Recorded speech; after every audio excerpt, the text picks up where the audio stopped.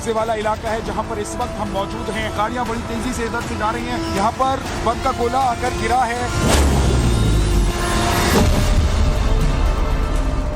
और देखिए अब सीधे बिना किसी देरी के उन दोनों योद्धाओं से आपको मिलवा देते हैं जो यूक्रेन में रह के, वॉर जोन में रह के हर एक जानकारी आप तक पहुंचा रहे थे। सबसे पहले हमारे सहयोगी विद्यानाथ झा और हमारे वीडियो जर्नलिस्ट योगेश भारद्वाज। आइए आप दोनों। और देखिए यही हैं, आप टाइम्स टाउन ऑफ भारत पर जो भी खबर देख रहे थे, सबसे पहले एक्सक्लूसिव तस्वीर उनके पीछे यही थे। तो सबसे पहले विद्या, आपसे मेरा ये सवाल है, और ये सवाल बिल्कुल सटीक सा है कि हमने ये देखा कि यूक्रेन जाने से पहले बहुत से लोग डर जाते हैं, बहुत से लोगों की हालत खराब हो जाती है क्योंकि कब बम बरस जाए, कब वहां पर अलार्म बज रहे, कुछ समझ में नहीं आता। आज जब वहां पर पहुंचे, क्या आपको बिल्कुल भी डर नहीं लगा?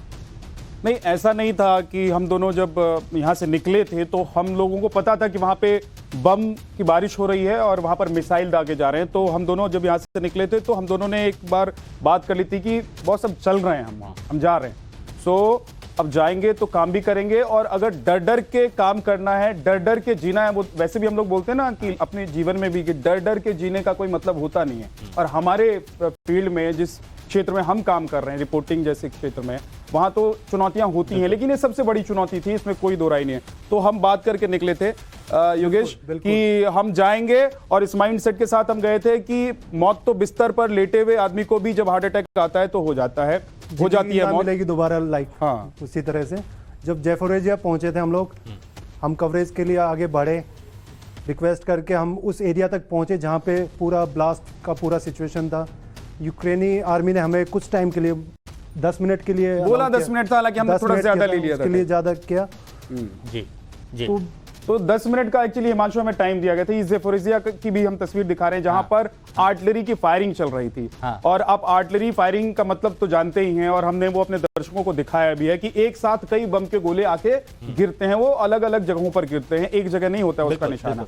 तो ऐसी स्थिति में हम लोग वहां पर काम करने के लिए ज़ैपोरिज़िया जैसे इलाके में पहुंचे थे। जब हम लोग पोलैंड से यूक्रेन जा रहे थे तो हमने अपने घर वालों को नहीं बताया था कि हम यूक्रेन जा रहे हैं। इवन जब हम यहां से निकले थे तो घर वालों को बताकर नहीं निकले थे कि हम यूक्रेन के लिए निकले, क्योंकि उनको डर हो जाता और डे फर्स्ट से वो डरने लग जाते। उनके मन में रहता कि हमारा बच्चा, हमारे परिवार का जो सदस्य जा रहा है, वो इस हालात में जा रहा है कि वहां से लोग भाग रहे हैं। आपको मालूम है कि वहां से लोग अपनी फैमिली को शिफ्ट कर दे रहे हैं, नहीं योगेश? हम वहां कई लोगों से हमने बात करने की कोशिश की तो लोगों ने बताया कि कैसे उन्होंने अपनी फैमिली को शिफ्ट पूरा सब शिफ्ट किया हुआ है। एक चीज जरूर कहनी होगी कि आज जब सभी लोग यहाँ पर देख रहे हैं तो आपका परिवार भी समझ रहा होगा कि आप लोगों ने फर्ज को कितना आगे रखा है।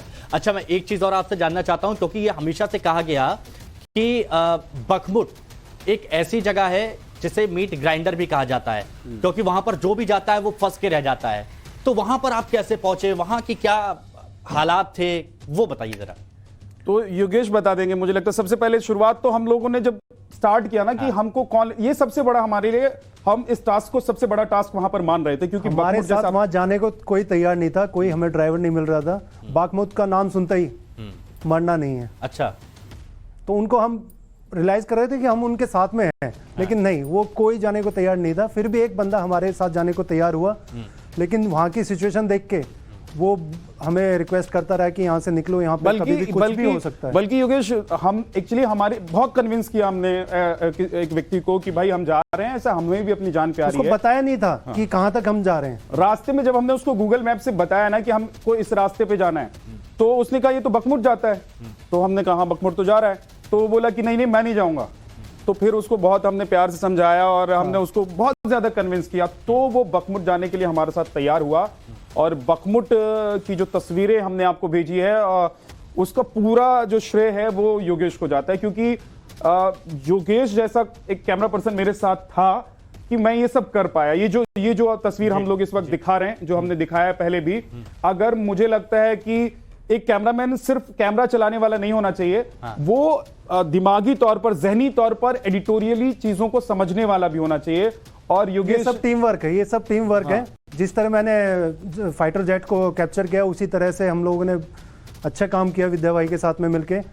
उसको कैप्चर करना बहुत टफ था मेरे लिए, क्योंकि पता ही नहीं चल पा रहा था कि कब वो गया, हमें सिर्फ आवाज सुनाई दे रही थी। बिल्कुल, जो सड़कों के किनारे बंकर्स वहां पर बनाए गए थे, वहां पर भी देखा कि बहुत उबड़ खाबड़ रास्ते थे, लेकिन वहां पर आप रिपोर्टिंग कर रहे हैं और साथ में आप बोलते भी हैं कि योगेश आइए, और वो एक एक तस्वीर बहुत बखूबी अच्छे से हमारे दर्शकों ने समझी भी। एक चीज मैं बताना चाहता हूं, देखिए वो बंकर से ज्यादा मुश्किल होता है। आप वैसे भी देखते हैं ना कि फाइटर जेट्स जो हैं वो किस तेजी से, कितनी तेजी से निकलते हैं। आप ये समझिए कि हमको हमारे ऊपर से लड़ाकू विमान जा रहे थे और हम देख रहे थे कि वो आगे जाके जो वॉर फ्रंट था वहां पर जाके वो बम गोला बारूद बरसा रहे हैं। हो ये रहा था हिमांशु कि हम तैयारी कर रहे थे कि हम शूट कर लेंगे, और जब तक हम बटन दबाएं, वो रेड बटन जो योगेश जी के हाथ में था। देखिए मैं आपको रोकता हूं, आप जिस बात का जिक्र कर रहे हैं, देखिए आपकी रिपोर्टिंग का वो वीडियो जो पूरी दुनिया में वायरल हुआ, जब आपके ऊपर से फाइटर जेट गुजरा, पहले वो वीडियो एक बार दिखाते हैं अपने पूरे दर्शकों को, फिर बात करते हैं।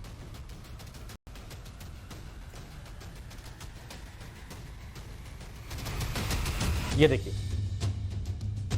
ये वो फाइटर जेट,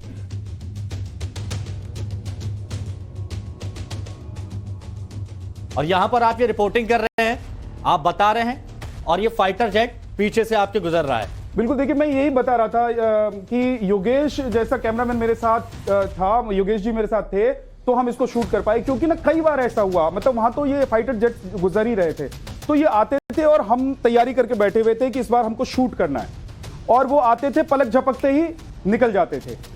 इस बार हमने तय किया था कि भाई हमको ये करना है। सो योगेश जी तैयार थे, और इस बार योगेश जी ने जो दबाया बटन, तो ये शूट हुआ। लेकिन देखिए उन्होंने बहुत अच्छे से शूट किया, मैं तो घुटनों के बल पे आ गए थे। तो मैं तो फाइटर जेट की गर्जना ही बहुत ज्यादा तेज होती है, और आपके समझिए ना कि आपकी हाइट मुझे लगता है कि 6 फुट के आसपास है, और 12 फुट से या 14 फुट से ये फ्लाइट, मतलब ये हमारे बिल्कुल सर के ऊपर से ऐसे जा रही थी। तो इसकी आवाज के साथ साथ इसका जो पूरा एक फोर्स था ना, इसका जो पूरा फोर्स लेकर ये उड़ता है, उससे हम मतलब सड़क पर मैं तो घुटनों के बल बैठ गया था रिपोर्टिंग करते करते, जबकि पहले से मुझे पता था कि मैं ये रिपोर्टिंग करने जा रहा हूं। मुझे पहले से पता था कि वहां गोला बारूद और वहां पे फायरिंग चल रही थी, जाने के लिए रोका गया था। हमें वहां जाने के लिए रोक दिया, हमारे ऑलमोस्ट लक्ष्मण रेखा खींच दी गई थी, उस साइड हम शूट नहीं कर पाए आर्मी के कहने की वजह से, लेकिन वहां हम देख पा रहे थे वहां पे सिचुएशन, ट्रक के ट्रक डेड बॉडियों से भरे पड़े थे। और देखिए लक्ष्मण रेखा पार की, तो उसके बाद की वो तस्वीरें हमारे दर्शकों तक पहुंची भी है। अच्छा, एक बात और मैं आपसे जानना चाहता हूं, देखिए आप यूरोप के सबसे बड़े न्यूक्लियर प्लांट भी पहुंचे, और इसे विश्व युद्ध का ट्रिगर पॉइंट कहा जाता है। कहते हैं कि तीसरा विश्व युद्ध भी हो सकता है अगर यहां पर कुछ भी थोड़ा सा भी ऊपर नीचे हुआ, एक भी चिंगारी भड़की तो पूरी दुनिया में तबाही आ सकती है। आपको मौत से डर नहीं लगता? मतलब कैसे पहुंचे आप ये रेडिएशन वाले जोन में? मौत से डर लगता है कि नहीं लगता है? अब सिर्फ स्माइल कर सकते हैं, वो सिचुएशन हमने फेस की है, अब उस चीज को सोच सकते हैं। लेकिन वो जो था कि हमें कि आप जिंदगी से डरिए कि जिंदगी कब दगा दे जाए, मौत का आना तो वैसे भी तय है, तो उससे क्या डरना है। फिर देखिए ना, लाखों सैनिक तो लड़ते हैं ना, सब शहीद नहीं हो जाते, अभी भी बहुत सारे लोग रह रहे हैं यूक्रेन में, सब नहीं मर रहे हैं। तो हम ही 2 लोग जो थे, उनके ऊपर ही कुछ ऐसा हो जाएगा जो हो सकता था, क्योंकि वो डेंजर जोन है, लेकिन हम ये मान के चल रहे थे कि हमारे साथ ही क्यों होगा, और हम बहुत कैलकुलेटिव रिस्क ले रहे थे। हमको पता था कि हम कहां जा रहे हैं, हमको पता था कि लैंडमाइंस कहां हैं। बखमुट में तो ऐसा भी हुआ कि हमारी गाड़ी वहां पे, वो क्या करते हैं आर्मी वाले, क्या करते हैं कि साइड में ना कील रखते हैं, वो बाहर के लोगों को नहीं पता, वो सिर्फ जो आर्मी उस रूट पे चल रही है उनको पता होता है, तो वो कील रखते हैं। अब वो क्या हुआ कि हमारी बखमुट में जब हम पहुंच गए, तो हमारी गाड़ी में वो कील लगने की वजह से गाड़ी का टायर फट गया और व्हील पूरी तरीके से फट गया। और जब हम वहां पहुंचे तो हमने महसूस किया कि यार ये गाड़ी जो है हमारी बैलेंस बिगड़ रहा है उसका, तो हमने देखा तो वो पूरा टायर फटा हुआ था। 35 किलोमीटर पीछे वापस एक आर्मी मैन ही हमको लेके गया, हमारे ड्राइवर को, और वहां से फिर उसने दूसरी गाड़ी मंगवाई, हमने अपनी गाड़ी उस गाड़ी पे लोड की, उस गाड़ी पर हम बैठे और फिर 35 किलोमीटर पीछे गए और वहां हमने अपनी गाड़ी ठीक कराई। ये सब कराते कराते मतलब इंडिया के हिसाब से तो 4.5 घंटे और वो वीडियो जिसकी बात की जा रही है, ये तस्वीर भी हम सभी ने देखी थी कि जिस वक्त आप ट्रेवल कर रहे थे तभी आपकी गाड़ी के पास एक बम धमाका भी हुआ था। वो वीडियो भी हम यहाँ पर सभी को दिखाएंगे कि ये देखिए जब आप ट्रेवल कर रहे थे। सारा कीर्तन सुन लिया क्या आपने? सारा कीर्तन सुन लिया क्या आपने? जय माता दी, जय माता दी। चाबी से खुर्चा हुआ। क्या हुआ विद्या जी?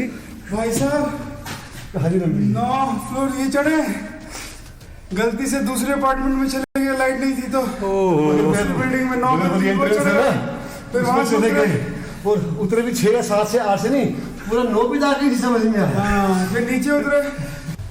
वेलकम है आपका, बोलो जय माता दी। अच्छा आपने सारा कीर्तन सुन लिया क्या आपने? सारा कीर्तन सुन लिया क्या आपने?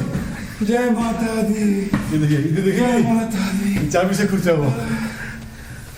क्या हुआ विद्या जी?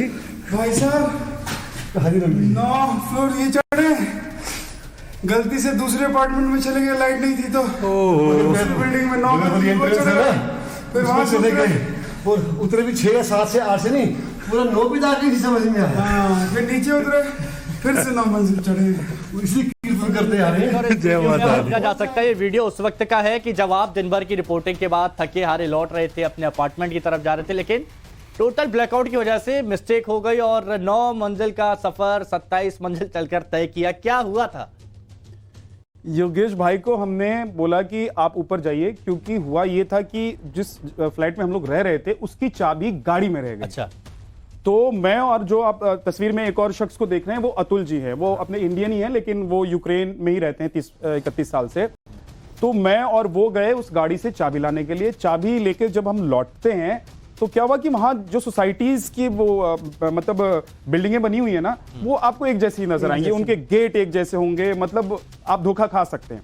और क्योंकि पूरा ब्लैकआउट था, लाइट बिजली थी नहीं, तो पूरा ब्लैकआउट था, तो मैं और अतुल जी गलती से दूसरे उसमें चले गए, टावर में चले गए और चढ़ते चले गए। और चढ़ते चले, सब कुछ एक जैसा है वहां पे, आपको समझ में ही नहीं आएगा। और अंधेरे में तो वैसे भी क्या समझ में आएगा। तो चढ़ते चले गए, अब 9वीं मंजिल पे गए तो हमने कहा यार ये फ्लैट तो हमारा नहीं है।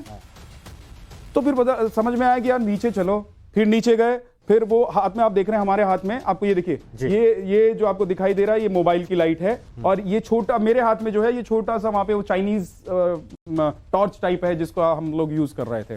तो मैं और ये अतुल भाई जो हैं, हम लोग वापस आए, फिर हमने देखा कि अच्छा ये हम अब मुतमईन हो गए कि यही हमारा टावर है। तो फिर हम 9 मंजिल चढ़े हैं और उस वक्त की तस्वीर है। तो क्योंकि योगेश पहले से खड़े थे वहां पर, तो ये वीडियो योगेश ने वो बनाया। मुझे नीचे से ही आवाज आने लग गई थी, जय माता दी जय माता दी। वो मैंने सोचा मैं पता नहीं क्या हुआ है, तो मैंने ऐसे ही फनी टाइप में वीडियो बनाया मैंने। लेकिन वीडियो हकीकत जो थी वो मेरे को बाद में पता चली कि ये दूसरे टावर में चले गए थे, और वो भी 9वें फ्लोर तक गए और वापस। और ये एक दिन की एक वक्त की एक्सरसाइज नहीं थी, ये तो गलती से हम लोग 27 चढ़े, लेकिन 4-5 बार तो हम 9 मंजिल चढ़ते उतरते थे, क्योंकि लाइट नहीं थी और लिफ्ट आप यूज नहीं कर सकते, और लाइट आ भी जाती थी हिमांशु, तो लिफ्ट इसलिए यूज नहीं कर सकते थे क्योंकि ये वो देश है जहां पर 1 सेकंड के लिए बिजली नहीं जाती थी। तो पावर बैकअप नहीं है, पावर बैकअप नहीं है, तो आपको लिफ्ट अगर बंद हो गया तो लिफ्ट जब अगली बार लाइट आएगी तभी खुलेगी। तो इसलिए आप ये देखिए कि इसीलिए यहां पर भगवान याद आ गए और इसीलिए जय माता दी किया जा रहा है। लेकिन एक चीज मेरे को बताइए, ये अंधेरे का वक्त है, ऐसी विषम परिस्थितियां, लेकिन चेहरे पर तनाव बिल्कुल नजर नहीं आ रहा, चेहरे मुस्कुराते हुए नजर आ रहे हैं। ये क्या होता था ना, आपको जैसे पता है ना, आप ऑफिस के लिए निकलते हैं, ऑफिस में काम करते हैं, तो कभी स्ट्रेस में होते हैं, कभी चेहरे पे थोड़ी स्माइल आती है, लेकिन जब आप यहाँ से निकलते हैं ना, घर पहुंचने वाले होते हैं और घर के स्टेयर्स को चढ़ रहे होंगे या लिफ्ट में चढ़ रहे होंगे, तो आपको लगता है कि ओह गॉड, आज तो फिर वापस आ गए हम। क्यों? यही होता था कि भाई आज जहां हम गए थे वहां से हम वापस लौट आए हैं, और आज जाकर अब कल का हम कुछ सोचेंगे, लेकिन कम से कम आज तो हम जिंदा हैं। आज जो हमने फीड बनाई, मतलब शूट किया है, वो फीड हम ऑफिस को भेजते हैं। आपको खारकीव का याद है? खारकीव में जब हमने गाड़ी से पैर रखा था उसी टाइम सायरन बजना स्टार्ट हो गया था। राइट, धमाका हुआ था, बहुत धमाका हुआ था। वो सबसे डरावना था मेरे लिए पहली बार, जब वो फर्स्ट टाइम में सायरन बजा और 2-3 मिनट के अंदर जो ब्लास्ट हुआ था, वो सबसे ज्यादा डेंजरस। अच्छा योगेश, मैं आपसे ये बात पूछना चाहता हूँ पर्टिकुलर आपसे, क्योंकि विद्या भाई से तो हमने बहुत बात की, लेकिन कई बार हमने देखा है कि आपको एक लोकेशन पर बहुत ज्यादा देर तक रुकने नहीं दिया जाता था सुरक्षा कारणों की वजह से, लेकिन आप रात में भी ट्रैवल कर रहे थे, अंधेरा था, लाइटें हैं नहीं, ट्रैवल आप कर रहे हैं, तो वो कितना खतरनाक डरावना एक्सपीरियंस था आपके लिए, और कैसे आप शूट करते थे रात में अंधेरे में? वो करना पड़ता था सिचुएशन के हिसाब से, लेकिन कुछ जगह हम लोग गए, वहाँ पे हमने कुछ बंदोबस्त करके रखा, अपना बैटरियाँ, कैमरा बैटरियाँ हमेशा चार्ज करके रखनी पड़ती थी, देखना पड़ता था कि कुछ ऐसा हमें मिल जाए कि हम शूट कर पाए, उस सिचुएशन को अपने कैमरे में कैद कर पाए। कुछ जगह मिला हमें, लेकिन उसके लिए काफ़ी ट्रैवल करना पड़ा हमें। काफ़ी एक जगह तो ये भी हुआ था योगेश, आपको अगर याद हो, तो हम कैमरा नहीं चला सकते थे, लेकिन अगर कैमरामैन को कैमरा चलाना होता है ना, तो ऐसे चलाता है वो कैमरा, आपने देखा होगा। विद्या भाई ने कवर करके मैं इनके आगे खड़ा था ऐसे, और ये इन्होंने अपना कैमरा ऐसे हिडन टाइप हमने शूट किया था, क्योंकि अगर वहां की आर्मी को पता लग जाता तो पता नहीं क्या होता, सीरियसली। तो वो काम भी योगेश जी ने किया। अच्छा, काफी छुप के भी काम किया हम लोगों ने वहां पे। तो वही ये सारी परिस्थितियां यहाँ पर सामने आई, लेकिन कोई ऐसा जिक्र है कि ऐसा कुछ वाकया रहा हो जहां पर आपको लगा हो कि यार अब बहुत मुश्किल है, अब कैसे मैनेज होगा, अब बड़ी दिक्कत हो सकती है? हाँ, ऐसे कई बार, मतलब एक दो नहीं यूक्रेनी आर्मी ने जो हमें वहां से भगाया था, उसके 2 मिनट के बाद जो वहां पे ब्लास्ट हुआ था फ्लाईओवर के ऊपर, वो सबसे ज्यादा पुल के खतरनाक ऊपर। था। हाँ, थोड़ा आराम से किस्मत बताइए, अच्छी क्या थी। हुआ क्या था उस वक्त? हम लोग शूट कर रहे थे वहां पे जेफोरेजिया एरिया में शूट कर रहे थे, तो हमें पता नहीं एक आर्मी का बंदा भागते हुए हमारे पास आया और वो उसने अपनी लैंग्वेज में हमें बोला कि निकलो यहाँ से। तो हम समझ नहीं पाए, उस टाइम हम निकले, लेकिन निकलने के बाद हमें आवाज आई, जहां हम खड़े हुए थे फ्लाईओवर के ऊपर वहीं पे ब्लास्ट हुआ। और उसके बाद देखिए हमारा जो ड्राइवर था वो लोकल ड्राइवर वो था, जाने को तैयार नहीं था, वो डर गया था, उसने गया गाड़ी भगाई, एकदम एक्सलेटर दबाया उसने और वो भाग रहा था। तो उसको थोड़ा सा हमने काम डाउन किया, उसको शांत किया, उसको थोड़ा सा ये विश्वास दिलाया कि भाई ऐसा है, हमारी जान का फिक्र हमको भी है, सो इसलिए आपको भागना नहीं है। और उसको वापस लेकर गए हिमांशु, हम वहां वापस लेकर गए और फिर हमने वो शूट किया जो हमने दिखाया था कि पुल के ऊपर एक बम गिरा और उसके बाद वहां पर मतलब पुल पूरी तरीके से नहीं टूटा था, एक बड़ा सा छेद हुआ था उसमें, उसमें टायर वायर वहां पे पड़े हुए थे, तो उसको डाल दिया गया था। तो वो ड्राइवर भाग रहा था, कह रहा था कि भाई साहब हम कुछ डॉलर के लिए अपनी जान नहीं दे सकते हैं, कुछ डॉलर कमाने के लिए जान नहीं दे सकते, हम तो आपके साथ आए थे, वो भी बड़ी मुश्किल से मिला था। क्योंकि देखिए कुछ इलाके ऐसे ज़ेपोरिज़िया, डोनबास, डोनेस्क, जिसको डोनबास तो रीजन है, डोनेस्क जो ब्लास्ट है, जिस जहां पे बखमुत है, तो ये तमाम वो इलाके थे जहां पर जाने के लिए कोई भी तैयार नहीं होता था। हाँ, ठीक है। अच्छा, आप रूस यूक्रेन के बॉर्डर पे पहुंचे, सुमी ओब्लास्ट, और ये कहा जाता है ये वो जगह जहां रूस कभी भी किसी भी वक्त मिसाइल दागता है, और ये पूरा इलाका रूस की मिसाइल रेंज में है। तो यहाँ का एक्सपीरियंस आपको कैसे है? क्योंकि एक ऐसी जगह जहां पर कभी भी मिसाइल दागी जा सकती है, और रूस तो कहां पर रिहायशी इलाकों को भी नहीं छोड़ रहा था। ये मेरा तो मैं तीसरी बार सुमी गया था, लेकिन योगेश पहली बार गए, यूक्रेन में पहली बार था। तो योगेश थोड़ा बताएंगे, क्योंकि हम याद हो आपको, हम उस गांव में गए थे जिस गांव को लेकर बहुत चर्चा हुई थी कि पूरे का पूरा गांव बर्बाद है। वहां पर सिर्फ कुत्ते हमको मिले थे। भाई वहां पर लोग रह रहे हैं, उनको मौत का डर नहीं लगता क्या? तो वहां पर जो लोग अब रह रहे हैं ना यूक्रेन में, उन्होंने ये तय कर लिया है, हमने जब बात की वहां लोकल लोगों से, तो उन्होंने तय कर लिया है कि अगर मिसाइल मेरे ऊपर, बम मेरे ऊपर आके गिर जाए तो हम मर जाएंगे, और नहीं तो हम यहीं रहेंगे, हम जाएंगे नहीं जाएंगे। क्योंकि सबसे बड़ी प्रॉब्लम उनके साथ फाइनेंशियल प्रॉब्लम है, वो दूसरे शहर में जाकर नहीं रह सकते, दूसरे देश में जाकर नहीं रह सकते, मतलब वो अपने घर को इसलिए भी नहीं छोड़ सकते क्योंकि उससे वो प्यार करते हैं, उन्होंने तिनका तिनका जोड़कर बनाया है। और दूसरी बात ये भी कि उनके पास संसाधन नहीं है, साधन नहीं है कि वो छोड़कर चले जाएं। तो ऐसे इलाके में हम गए। ये देखिए, ये जो तस्वीर हम दिखा रहे हैं, ये एक रेलवे स्टेशन है दिनीप्रो का। रेलवे स्टेशन पर अटैक किया गया था और उसके आसपास के जो इलाके थे वो कितनी तरीके से क्षतिग्रस्त, बुरी तरीके से क्षतिग्रस्त। इतना पूरा ये बड़ा गड्ढा ये मिसाइल का बना है। ये बिल्कुल मिसाइल, ये किंजल मिसाइल अटैक हुआ था यहाँ पर, मुझे याद है। तो यहाँ पर जो दूसरी तस्वीर है जिसमें हम चलिए यहाँ बताते ये इतना पूरा जो यहाँ पर डिनिप्रो के बारे में जो आप बता रहे हैं कि पूरा सब कुछ तहस नहस यहाँ पर नजर आ रहा है। ये देखिए, ये रेलवे स्टेशन के ठीक पीछे का इलाका था। हाँ। जहां पर गोडाउन था रेलवे का, और वहां पर मिसाइल गिरी थी। तो वहां पर ये देख रहा हूं कि कितना बड़ा गड्ढा हुआ है। ये बिल्कुल, ये रेलवे स्टेशन के बगल, बस स्टैंड के बिल्कुल बगल का, याद है? बगल में। और ये गड्ढा मेरे ख्याल से कम 20 फीट के आसपास जरूर होगा, क्योंकि उसमें अभी पानी के वजह से बर्फ जम चुका है, लेकिन 20 फीट से ज्यादा भी हो सकता है। हाँ, और ये देखिए, ये देखिए ना, पानी है। तो मैं इसलिए नीचे नहीं उतरा कि अंदाजा लगाना मुश्किल था। हम देख रहे थे जितना, वो उतना था, कम से कम 20 फुट, और उसके नीचे और वो कितना होगा वो अंदाजा लगाना मुश्किल था। इसलिए हम पानी की तरफ नहीं गए कि हो सकता है दलदल है, क्योंकि बारिश भी हो रही थी और बर्फबारी भी हो रही थी। वहां पर बारिश होती है इस मौसम में, या बर्फबारी होती है, ठंडी हवाएं चलती हैं, इतनी ठंडी की हार्ट कपा दे आपकी। अच्छा, आप दोनों ने वहां पर मैनेज कैसे किया? क्योंकि बहुत सारे अनजान लोगों के बीच में आप जा रहे हैं, वहां पर काम कर रहे हैं, आर्मी के लोगों से भी आप मिल रहे हैं, तो वो कैसे होता था और कितने कोऑपरेटिव लोग मिले आपको? बहुत कम मिले होंगे चुनिंदा। योगेश से पूछिए, बातचीत करने में कितनी दिक्कत होती थी? बातचीत को लेके बहुत दिक्कत थी, लैंग्वेज को लेके बड़ी दिक्कत थी, और मेरे लिए, जैसे कि मैं वेजिटेरियन हूँ, मेरे लिए और ज्यादा प्रॉब्लम थी वहाँ पे। अरे हाँ। तो एक दो मिले हमें वहाँ पे, इंडियन मिले, अतुल भैया जैसे मिले, उन्होंने थोड़ा हेल्प किया हम लोगों को, लैंग्वेज को लेके उन्होंने थोड़ी हेल्प की। एक ट्रांसलेटर भी हम ट्रांसलेटर लिया हमने। तो लेकिन ट्रांसलेटर अगर नहीं होता था तो आप ये समझिए कि हम लवीव स्टेशन पर थे, और ट्रांसलेटर, बहुत भूख लगी थी, सुबह से कुछ खाया नहीं था लवीव जब पहुंचे थे हम लोग।